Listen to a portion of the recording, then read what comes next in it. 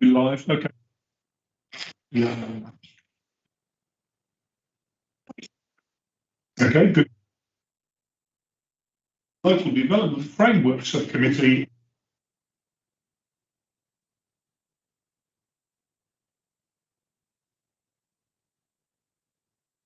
Yeah, okay, then.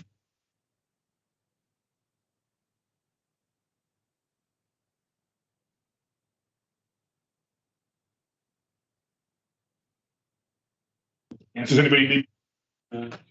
No, okay, thank you. Agenda item. So we'll do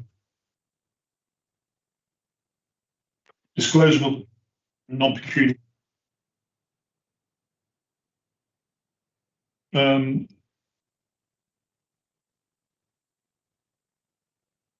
Non-pecuniary, but I think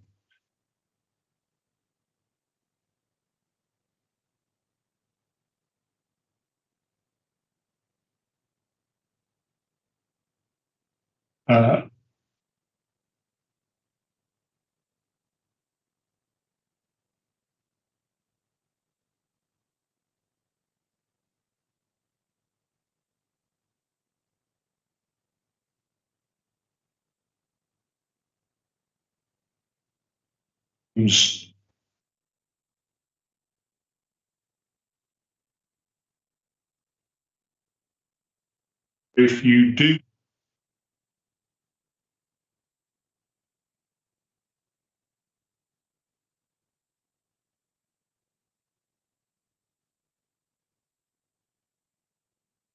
for the foreseeable future, I am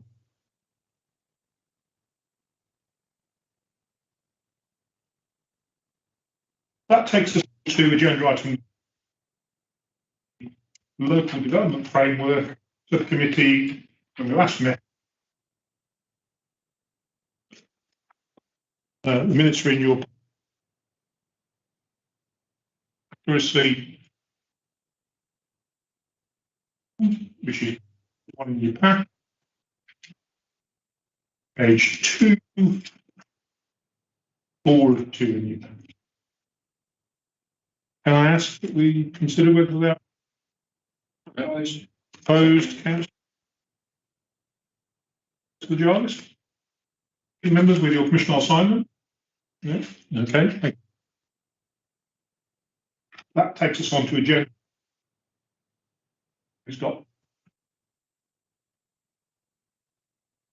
That takes us on to agenda item. Was going to be a question from Dorden Parish. Dalton.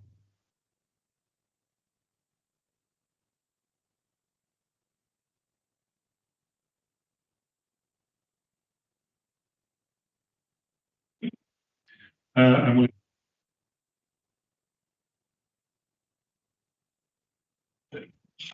so not for tonight.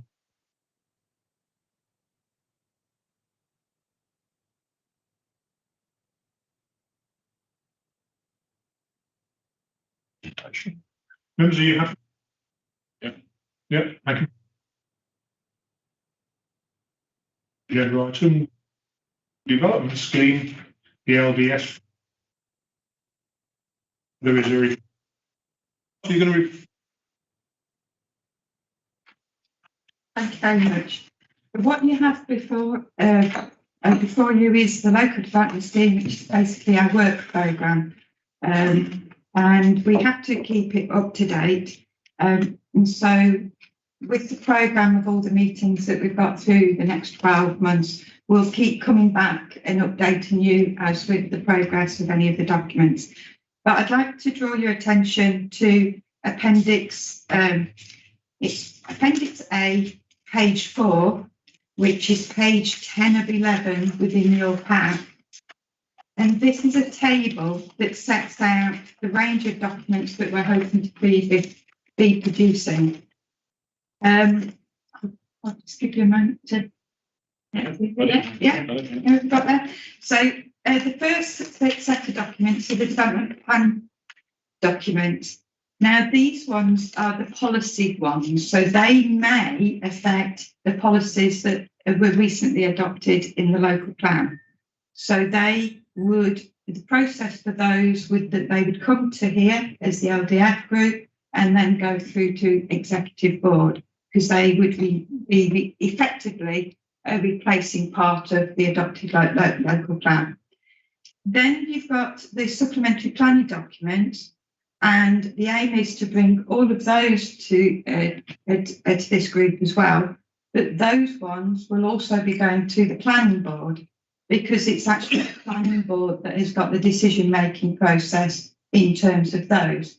Because the supplementary planning documents are the ones that explain more of the policies that are in the local plan, but there should be no policy change at all within those SPDs. So they're more an explanation. So it'll show what perhaps good design looks like, and perhaps the distances to windows and all those sort of practical things in terms of those. So, but that's the difference between those two sets of documents. And so, as you'll see, it's a much more proactive role, I would say, within the next 12 months that you've had previously. Well, with the local plan development, and then we've had a big bit of a break, but hopefully now we can actually get involved with all of these. And I'm happy to answer any questions. Okay, members, does anybody have any on the report? Jackie? Yeah, thank you. I know you haven't had much of a break, Don. You may have had a break as an LDF, but I just want to ask about the timing of some of these, particularly the supplementary planning documents table. The design principles, for example, on H4, and I imagine the same in relation to H2, that my understanding is that the developers are urging to push forward with planning applications this summer in June, July, certainly for H4. And the consultation that's listed here is listed as summer 2022 and adoption in autumn 2022. So it'd just be helpful to know the relationship between, these being agreed, the Dordon master plan, or Dordon/Polesworth master plan that we'll be looking at next time, which has got some design principles in it, and how planning applications, if they start to come through, given that the land has, in certain cases like H4, been designated in the local plan, how you see that process of timing and handling those planning applications, and what the role of the LDF is in either reining back some of that because it's not consistent, or what, really. Okay, I'll have a go at that. In terms of the design principles SPD, we've kept it in here just in case there is a slow progress in terms of that master plan process, because it may well be that the master plan itself has got the design principles in it, and so we don't then need to have a separate SPD. But at the moment, that's where we're sort of making sure that within the work programme, we've still got the ability to take through an SPD if we need to, because the master plan process, in my opinion, should be driving forward those design principles for the site. But I'm sort of like a true Scots person. I just want to have something in reserve and just make sure that if it looks as if a planning application is coming forward a lot sooner than we're expecting, that we've got the ability to slot in a design principles SPD if we need to. So I suppose that's one of those documents that I'll be updating you at the next meeting, and probably other meetings, as to saying whether we do need it, or whether that has to drop out, or how we progress it. But it is, at the moment, I see it as a fallback position, I suppose is the best way to say. So how that will sit is that my aim is that and also the design principles document, we've already had a lot of input in terms of that through Fiona, the Heritage and Conservation Officer. So she's already been working on the background of that, and a lot of that has been passed over to, say, the Parish Council for the neighbourhood plan. And so there's also the neighbourhood plan process that we need to just keep an eye on as well, because if the neighbourhood plan has got all the design principles in that we don't need then a separate document. The only thing with that is the Dordon neighbourhood plan would only be for Dordon. But we then need Polesworth neighbourhood plan to be able to finish off the picture there. So yeah, it's a complicated picture with that one, but as I say, I've got that as a fallback position rather than it being setting the scene itself. Yeah. Can I just pick that one up? That's very helpful in terms of, if you like, the different streams that have got to be handled alongside of each other. I guess the fear is that if a planning application comes in June, if we haven't reached some conclusions or agreed way forward with Polesworth and with developers about the master plan, which according to our local plan needs to be in place before planning applications are taken through the planning board, then there could be a risk that we get these sort of little pockets of disconnected development where the design principles are not consistent or not to the standard that we're expecting. And I think that's one of the big worries, is that, there'll be 100 houses here, another 100 houses there, and these planning applications will come in. And unless the LDF gives a very clear steer to the planning board in relation to, formerly SPDs is it LP26 that talks about a master plan having to be in place. It's just having the confidence that we are going to, as a borough council, hold that to, if you like, the developer's toes or heads or whatever, and say, I'm sorry, it can't go until we've got some of this absolutely nailed down. So that I think that's the big worry is to make sure that those instruments, if you like, of policy and so on are very much in place before we can even begin to start to roll planning applications through the planning board. I think that is totally understood, and that's the reason why I've kept it in there, because at one point I was thinking that we wouldn't need it because we've got the neighbourhood plan, because we're working with the community and the agents and everybody else to try and get the master plan, that we wouldn't need this.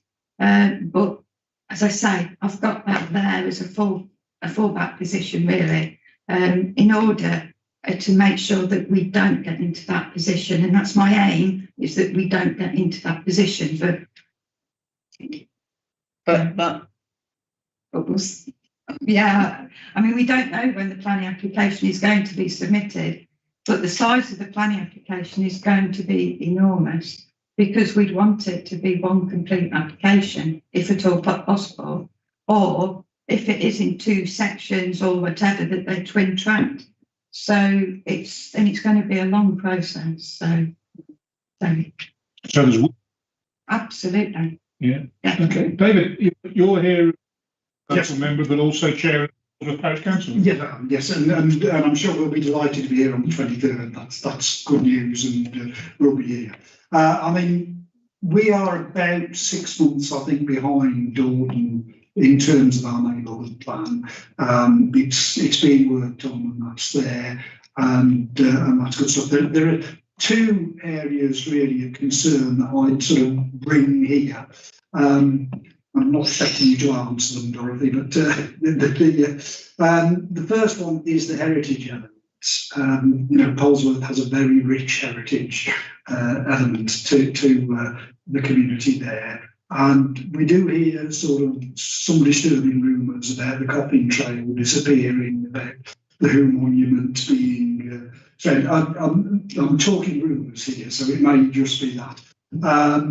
There is a worry about that, and areas like Hermitage Hill and the rest of it, that the heritage element isn't going to be as strongly protected as it perhaps should be.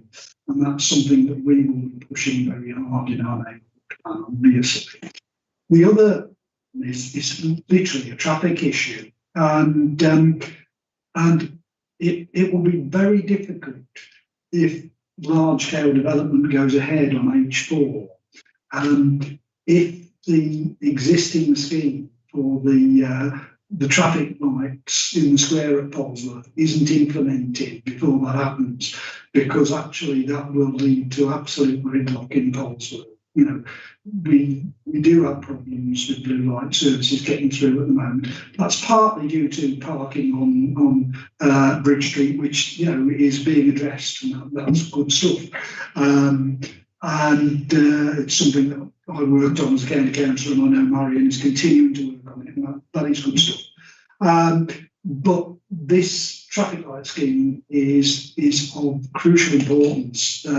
If those developments go ahead without the traffic light scheme, we're going to see real problems in Polesworth, and that is a major concern, I think. Yeah. Okay, David, well, we look forward. Yeah, we're looking forward to it. Is there anything from David?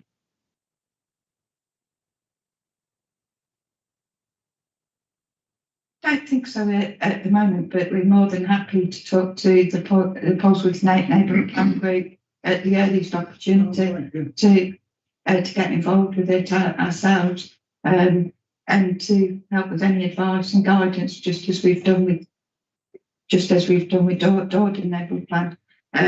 So yes, I think you've got the neighbourhood plan process, but there's also the master plan for H4, which crosses both areas. And it's that I think is, in my opinion, is a real issue that we need some real joint working with. Yeah, we could do with some help. Encouraging, with working with Dordon and with Polesworth on that. We'll take you up on your offer. Perfect, lovely. Okay, thank you.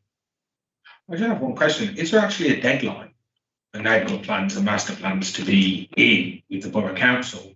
Because obviously, you know, Councillor Chambers makes a good point that if we're going to be getting planning applications coming in and we can't hold on to these forever. The local plan has been voted through by all council. We have to move forward with these plans. So what my concern would be is that, for example, if we don't get neighbourhood plans, say 5 or 6 months, where do we go with that then? Because we have to make decisions as a council, unfortunately.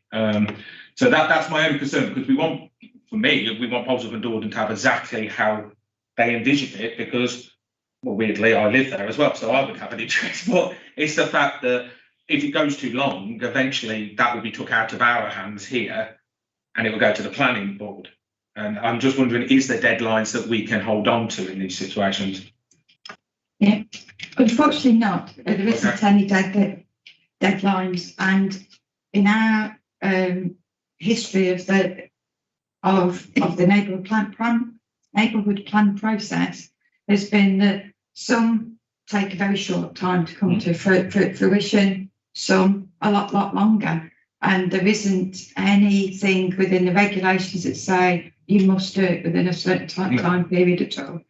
So the one thing that I would say that once we get a planning application, but it may be, even if the neighbourhood plan isn't adopted and formally part of the development plan process, there may be things that have already come out in the neighbourhood plan that can be fed into both the master plan and to the planning application process. So that I don't see, because the journey's already started, I don't see that as being a particular issue, although technically it wouldn't carry the full weight of an adopted neighbourhood plan, but it will still carry some weight as soon as the Borough Council itself has published it in accordance with the regulations for the consultation. So there's that side of it. The master plan process as well, we do say in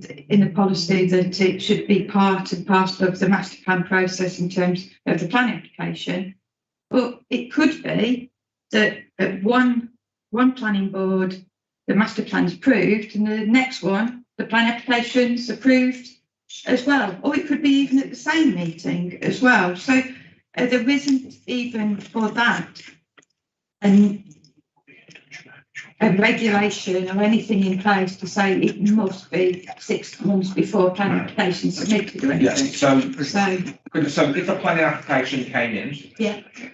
And Poleswood Parish Council have got some input on their neighbourhood plan, it may not be at the full end, that can still be used as a kind of help to the planning board to see what decisions they come to. So even though it's not fully, I know it wouldn't have full weight, but we could take parts of it still, even if it's unfinished as such. Yeah, because as part of the planning application process, Poleswood Parish Council would be consulted. Of course, yeah. And they can say, as part of their response to the planning application, well, we've had this response in terms, and this is what we're looking for. So, yeah, as you say, it might not carry that weight, but it can still be part of that planning application process. So. Okay, members, any more questions? Dave? I'm sorry, I thought you were going to say, no, you can't. Would I say that to you, David? Sympathy vote already. I've got to ask that if it's possible. I'm looking at supplement, this is in general question really. Supplementary design documents and that, and I can understand that. Then you've got design principles for H4 and H2, and I assume they'll be H7 or wherever, and they become. Are they guidelines or are they strictly adhered to? And are they put together with the developers, or are we going to hold them to the fire and make sure they do things that maybe they don't like doing? And the other thing I was going to ask, would they be done by condition? Because the other thing I hate in planning, conditions just slow the developer getting around to what he wants to do eventually because he gets rid of them. Am I being cynical or what? Thank you. I probably won't comment on the last one, but in terms of the design principles themselves, what you've got listed here is the residential design SPD, and that one would be related to any development within the borough that's residential.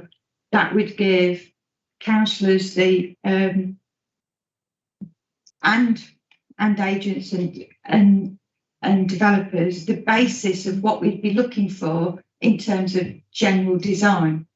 So the design principles, though, for H4, what I would see more about that one would be that it might go into a lot more detail in terms of the type of brick, a type of windows, how would it fit in with the Poleswood side compared to the Dordon side? Is there any differences in terms of the design requirements across the site? Where would we allow like the heights, the different heights and different things like that? So that one would be a lot more detailed and a lot more specific to the layout of that site. So it would still be general and it would still be guidance. But I mean, as you know, through the planning process, plan application process, we have used SPDs and we have won appeals on it. So they do carry some weight in terms of that, because we will draft them out and we will, for the specific site ones, yes, we'll speak to the agents or the landowners in terms of that, but they will come to members for approval to go out for consultation. It will be a formal consultation like it is for any of our other consultations. And then it will come back with all the comments and any changes that we see that we need there before the final approval of those plans. So the only thing with the SPDs is that they are guidance, and there may be things that at planning board that go, well, actually it doesn't quite fit with the guidance, but actually it's not bad actually, or we can see the logic of that being done. So yeah, does that answer? Well, what I was wondering, sometimes when you go for something that's quite unique, it adds costs, and you know developers are looking about removing costs, not necessarily adding costs. And I'll use the example of chimneys, for example. You go to the Hatters at the moment, every one of those chimneys is coming off to be replaced because they've made a design error in their own right. But that's 34 houses, everybody's got scaffolding, And if I was a developer, I'd be thinking, we didn't have to do that, but they made us do that, and I'll fight it. I'd rather not have to fight early on, I'd rather have a consensus rather than knowing that every time we have a planning meeting and you sit down, you look at detail, the detail becomes a problem. That's what I was trying to avoid. Yeah. Thank you. Okay, David, we bear in mind that.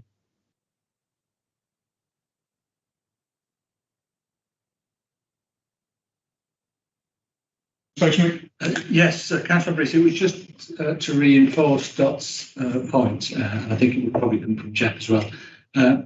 Once the design SPD or whichever SPD it is in place, the developer has to have a good reason or a good justification and evidence why they're not going in accordance with it.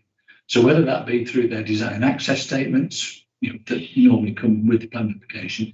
If, for instance, and I'm going to be sort of very opposite here, we want red brick, but they come in with glass bricks, they will have to justify why glass bricks are appropriate in that location, in that character, for that area.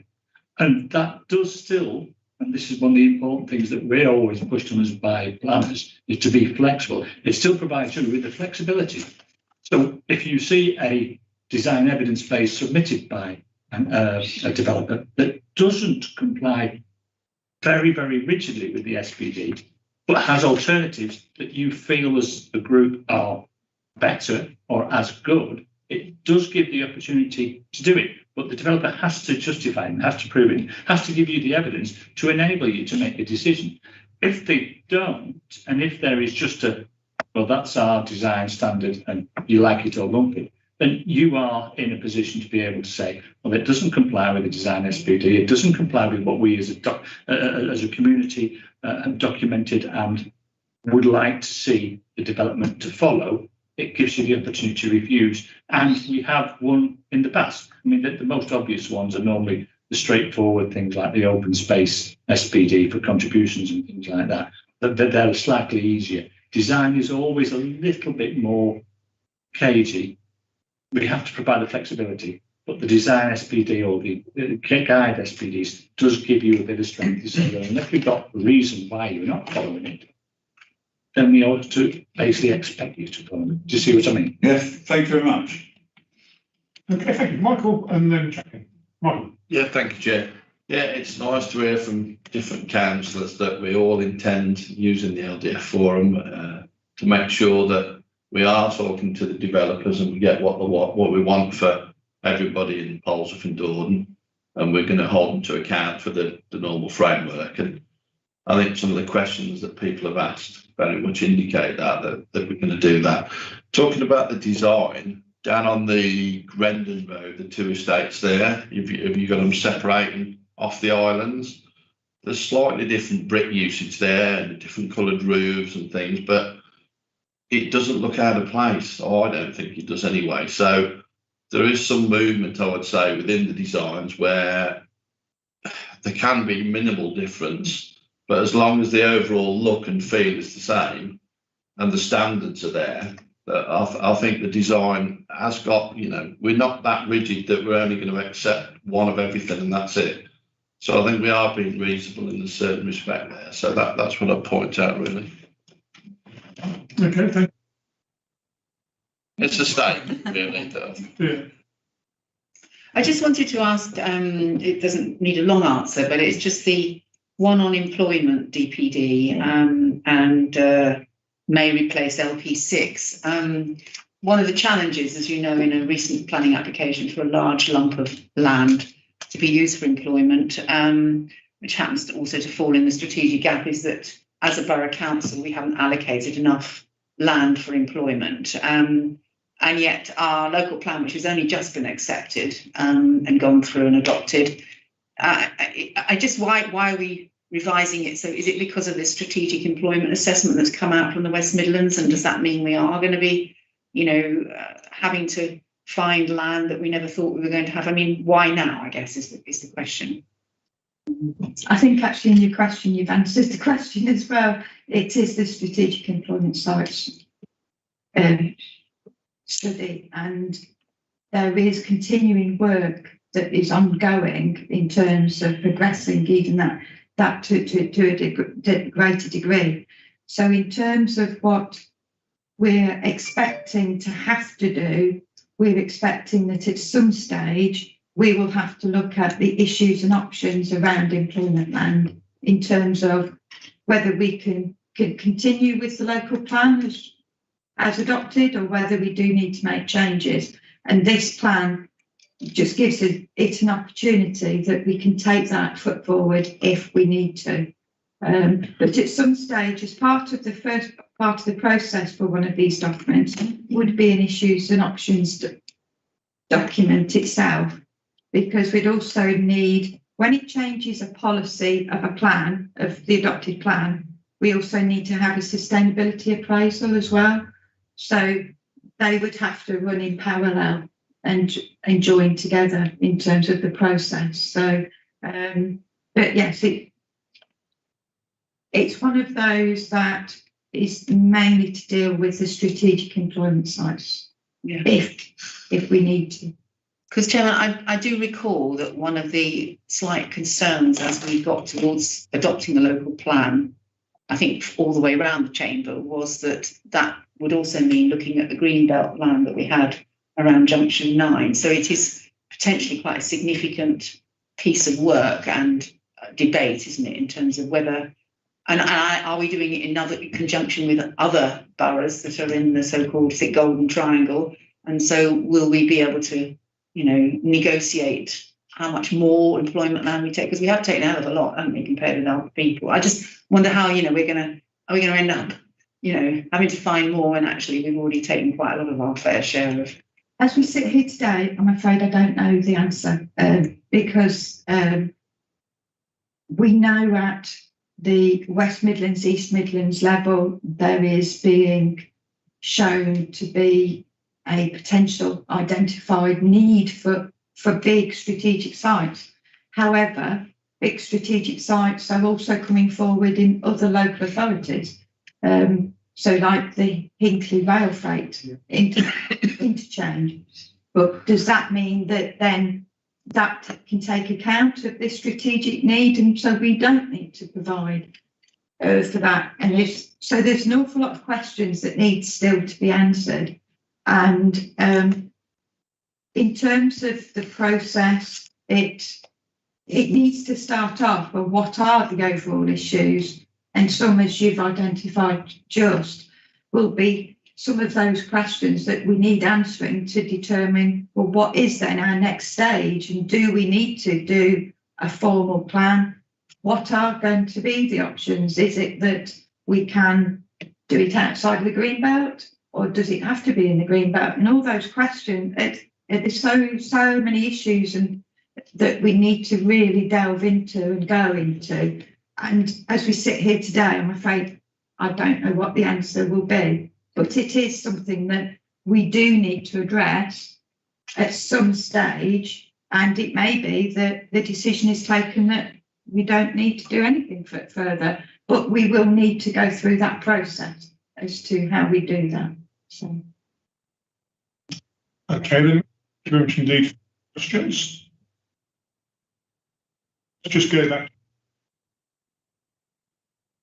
Recognise going through this, and also through planning and development, and obviously now it's adopted. Now it works. There are some pretty that we need to give as we move forward. As laid out in your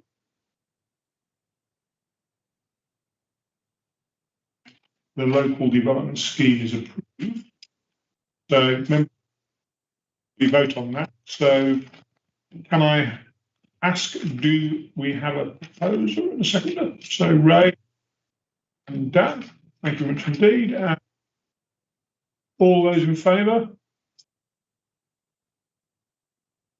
It's unanimous. Agenda. Well, the agenda, the next meeting will the 11th of. So members, thank you very much indeed for your attendance.